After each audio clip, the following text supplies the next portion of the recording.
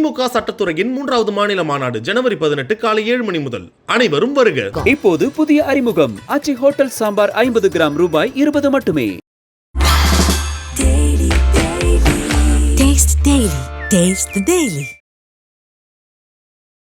மலேசியாவில் வேல், இலங்கையில் சக்கரம், தண்டாயுதபாணிய பழனி. இதுதான் இவர் உருவாக்கி வச்சது. ஏன்னா எல்லாருமே சித்தர்கள் இருந்தார்கள் என்பதற்கு இது முக்கியமான ஒரு காரணங்கள். இதெல்லாமே எங்ககிட்ட ஏடுகள் இருக்குது. அந்த ஏடுகளை பார்க்கும்போது ஒரு இடத்துல யோகத்தை பற்றி சொல்லுவாங்க. மனிதர்களுடைய யோக நிலை என்ன, தியானம் பண்ணலாம், எப்படிப்பட்ட தியானம் பண்ணலாம் அப்படிங்கிறத பற்றி சொல்லியிருக்காங்க. சொல்லிக்கிட்டே வரும்போது அப்படியே மாறி மருத்துவத்துக்கு வந்துடுவாங்க. மருத்துவம் இருக்கும். மருத்துவத்தை அவங்க இது பண்ணும்போது மருத்துவ இது இருக்கும். இப்படித்தான் ஒன்றுலையும் இருக்குது. போகர் 7000 ரொம்ப விசேஷமான ஒரு விஷயம். நிகண்டுன்னு ஒன்று இருக்குது. போகர் நிகண்டில்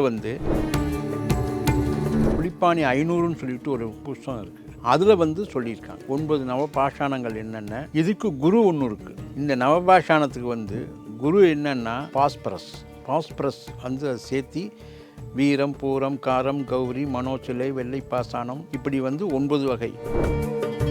காட்டுக்குள்ளே செல்கின்ற பொழுது மனித வாடகை வந்தாலே படம் எடுத்துக்கிட்டு வரும். அப்படியே நம்மக்கிட்ட ஆள் மிரட்டியது. அப்புறம் மதிமயக்கின்னு அந்த கொடியாக இருக்கும். அந்த கொடியை நம்ம மிதிச்சிட்டோம்னா ஒரு 3 மணி நேரத்துக்கு நம்ம மயக்க நிலையிலே இருப்போம். கொல்லிமலையெல்லாம் போனால் தவம் செய்யணும், யோகா பண்ணணும், எல்லாமே செய்யணும். சதுரகிரி போனால் அங்கே பண்ணணுங்கிற அவசியமே இல்லை. அங்கே உலக தமிழ் உறவுகளுக்கு இனிமையான இந்நேரத்து வணக்கங்கள். புலிப்பாணி சித்தரனுடைய கருவழி வந்த சிவானந்த சுவாமிகள் அவர்கள் நம்மோடு இருக்கிறார். அவரிடம் நிறைய விஷயங்கள் கேட்டு தெரிந்து கொள்ளலாம். வணக்கம் ஐயா. வணக்கம், வாழ்த்துக்கள், ஆசீர்வாதம். போகர் பெருமான் அவர்கள் இலங்கையில இருந்தார்னு சொல்றீங்க. ஆமா, இலங்கையில எந்த இடத்துல? கதிர்காமத்தில் சக்கரத்தை பிரதிஷ்டை பண்ணியிருக்கார். அங்க சக்கர வடிவத்தை பிரதிஷ்டை பண்ணியிருக்கார். 3 பக்கம் 3. மலேசியாவில் வேல், இலங்கையில சக்கரம், தண்டாயுதபாணிய பழனி. இதுதான் இவர் உருவாக்கி வச்சது. ஏன்னா எல்லாருமே சித்தர்கள் இருந்தார்கள் என்பதற்கு இது முக்கியமான ஒரு காரணங்கள். இதெல்லாமே இப்போது மலேசியாவில் பாருங்களேன், 10 மலையில் வேலுக்கு தான் அபிஷேகம். வேலுக்கு அபிஷேகமான எடுத்து வச்சுருவாங்க. குறிப்பாக ஏன் இந்த 3 இடங்களை தேர்வு செய்து மலேசியாவில் வேல், இலங்கையில் சக்கரம், அதாவது தமிழ்நாட்டில் இந்த நவபாசான சிலை, தண்டாயுதபாணி சிலை, அதுக்கு காரணம் என்ன? காரணங்கள் இருக்குது. இப்போ பழனி எடுத்துக்கிட்டிங்கன்னா செவ்வாயினுடைய ஆதிக்கம் பெற்ற இடம். இது ஒரு செவ்வாயினுடைய ஆதிக்கம் பெற்ற இடம். 90 விழுக்காடுகள் பழனியில் அந்த செவ்வாயினுடைய ஆதிக்கம் விழுகுது.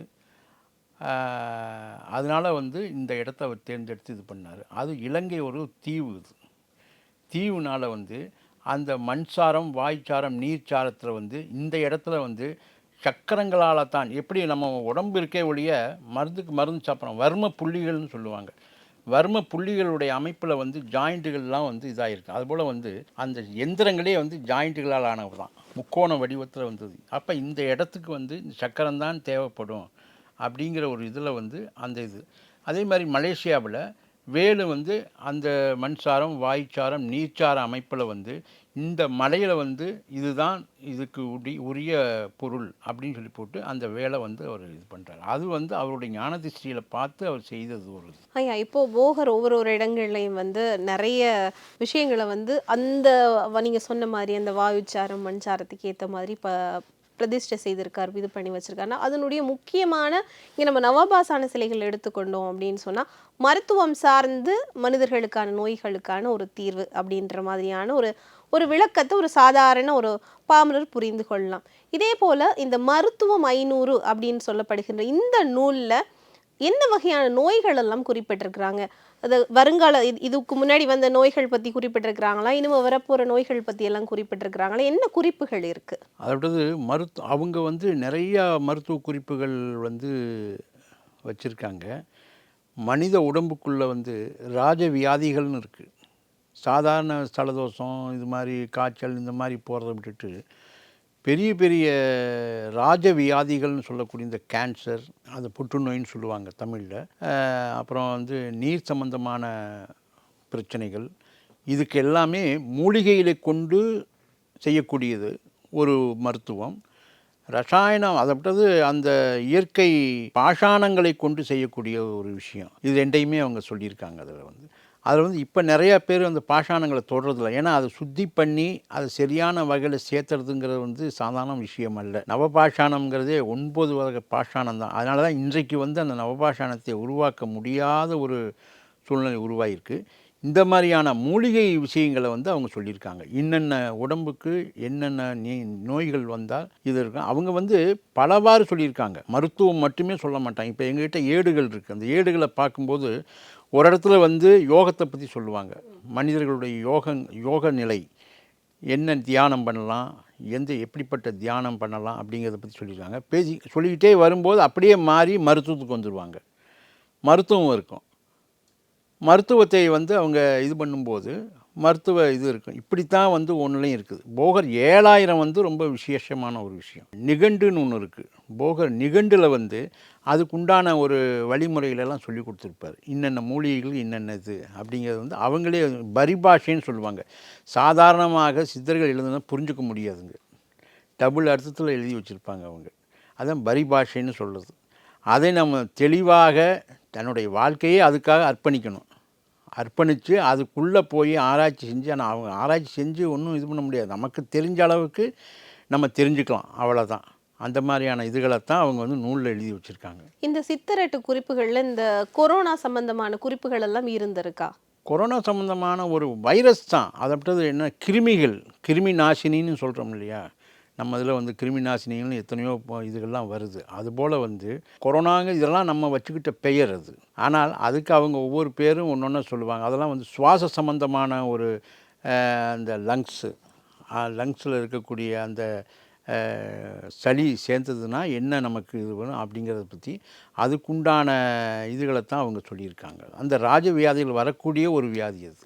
இப்போ வந்துட்டு போகரனுடைய பல நூல்கள் பார்த்தோம்னு சொன்னால், நீங்கள் போகர் 7000 அப்படின்னு சொல்லி ஒரு நூல் பற்றி சொல்லியிருந்தீங்க. இதோட தொடர்பு படுத்து புலிப்பாணி ஐயா அவர்கள் என்ன மாதிரியான புலிப்பாணி வந்து ஜோதிட நூல் 500, மாந்திரிக சம்பந்தமான விஷயங்கள், ஜால நூல்கள், சிதம்பர பூஜை அப்படின்னு சொல்லி போட்டு ஒரு இது எழுதியிருக்காரு.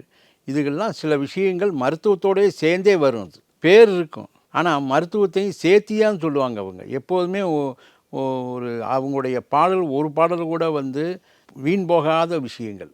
அது உள்ள அர்த்தங்களாக பார்க்கின்ற பொழுது உள்ள வந்து பல விஷயங்களை அவங்க சொல்லியிருப்பாங்க. இதை ரொம்ப சிந்தனை பண்ணி பார்த்து நம்ம அந்த பாடல்களை நம்ம ரொம்ப இதாக படிக்கணும். மூலிகைகள் அல்ல நம்ம பாசானங்கள்னு இருக்கும் இல்லையா, இது சம்பந்தமா போகர் ஐயாவினுடைய குறிப்புகள்ல இந்த பாசானங்களுடைய பெயர்கள் அந்த மாதிரி ஏதாவது பாடல்கள் அவங்க வந்து இது பண்ணி வச்சுருக்காங்க.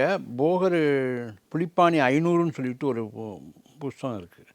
அதில் வந்து சொல்லியிருக்காங்க 9 நவ பாஷாணங்கள் என்னென்ன. இதுக்கு குரு ஒன்று இருக்குது. குரு பாஷாணம்னு ஒன்று இருக்குது. இதுதான் எந்த ஒரு மருந்துக்குமே குருவாக சேர்த்தக்கூடிய ஒரு பொருள் இருக்கும். அதை வந்து அவர் சொல்லியிருக்கார். இந்த நவபாஷாணத்துக்கு வந்து குரு என்னன்னா பாஸ்பரஸ் வந்து அதை சேர்த்தி வீரம், பூரம், காரம், கௌரி, மனோச்சிலை, வெள்ளை பாசானம், இப்படி வந்து 9 வகை. அதுக்கு வந்து இதுக்கெல்லாம் வந்து அதை நிலைநிறுத்தி அதை கட்டக்கூடிய ஒரு சக்தி வந்து அந்த பாஸ்பரத்துக்கு இருக்குது. எல்லாத்தையும் ஆட்சி செய்யக்கூடிய அதனால தான் அது வந்து எப்பவும் வெதுவெதுப்பாகவே இருக்கும். அந்த தண்டாயுதபாணி சிலை வந்து வெதுவெதுப்பாகவே இருக்கும். எந்த விதத்துலையுமே வந்து இது இருக்காது. இரவில் வந்து வேர்க்கும். இதனால தான் அந்த போஸ்பரஸினுடைய அந்த தாக்கம் இருக்கிற காரணத்தாலே இதை தாண்டி நவபாசானம், மூலிகைகள் எல்லாம், மூலிகைகளும் அதோட சேர்த்து இருக்கு. கட்டுவதற்காக சில மூலிகைகளை சேர்த்திருக்காங்க அவங்க. மூலிகை சாத்துல வந்து சாரணை கொடுக்குற, சாரணைன்னு சொல்லுவாங்க. அது அந்த சாரணை கொடுத்து தான் இப்போ இது பண்ணுவாங்க. இப்போ வந்து மணியெல்லாம் கட்டுறாங்க, ரஷமணியெல்லாம் கட்டுறாங்க இல்லையா, அது போல் வந்து இதுக்கெல்லாம் ஒவ்வொன்றுக்கும் ஒவ்வொரு சாரணைகள் இருக்குது. 32 சாரணைகள், 36 சாரணைகள் அப்படின்னு சொல்லிவிட்டுருக்கு. அப்போ இதை கட்டி ஆக்கிறதுக்கு வந்து சாரணைகள் கொடுப்பதற்காக வந்து அந்த மூலிகைகள் சாறுகளை பயன்படுத்தியிருக்காங்க. மூலிகைகளை அப்படியும் பயன்படுத்தியிருக்காங்க, மூலிகை சாறுகளாகவும் பயன்படுத்தியிருக்காங்க. சாதாரண இன்றைக்கி ரசமணி கட்டுறதுக்கே ரொம்ப சிரமம். ஒரு ரசம்ங்கிறது அந்த ஒரே ஒரு பாஷாணம் தான். அந்த ஒரு பாஷாணத்தை வந்து மணியாக கட்டுறதுக்கே முடியல ஒருத்தனால. ஆனால் 9ஐயும் ஒன்று சேர்த்தி அந்த ஒன்றையும் சேர்த்து ஒரு கட்டியிருக்காருங்க பாருங்கள். அதுதான் ஒரு வியப்பான ஒரு சக்தி. இன்றைக்கும் மனித இதில் வந்து அதை ஆராய்ச்சி செய்தவங்களாம் ஒன்றுமே முடியலேன்ட்டு போயிட்டாங்க. 1006 ஃபீட் அந்த பாராகிட்ட அந்த இது வச்சு கூட அங்கே நில்லுன்னு தான் வந்திருக்கு. அது என்ன பொருள் இருக்குன்னே கண்டுபிடிக்க முடியல. நவபாசானங்களை வந்து கையாள்றது கடினம் அப்படின்னு சொல்றாங்களே. குறிப்பா அந்த வீராணம் அப்படின்னு ஒரு பாசானம் இருக்கும். அது அரைச்சாலே மூக்குல இருந்து வீரம்னு மூக்குல இருந்து ரத்தம் வரும் அப்படின்னு சொல்றாங்க. அது உண்மைதானா? அதெல்லாம் எல்லாமே உண்மை. பாஷாணம்னே கொள்றதானே. பாஷாணம்னா என்ன?